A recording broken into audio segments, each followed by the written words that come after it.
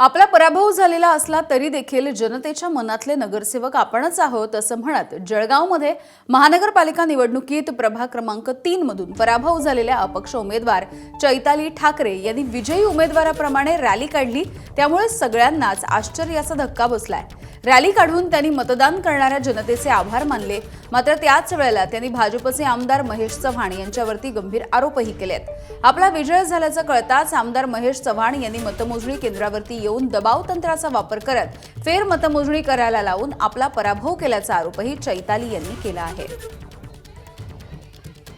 माझ्या या मायबाप जनतेला त्यांचा नगरसेवक निवडायचा होता, त्यांनी निवडला आणि त्यांच्या आशीर्वादामुळे जे काही मला लाभलंय त्यात मी नशिबाने आणि माझं 5 वर्ष त्यांना पूर्ण सहकार्य असेल आणि त्यांचं 5 वर्ष नगरसेवक म्हणजे जे काही असेल ते मीच असेल आणि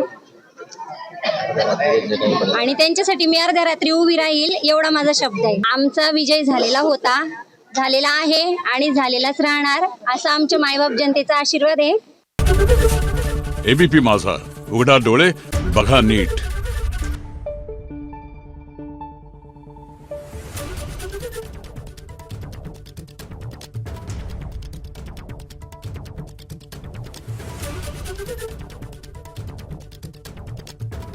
Thank you.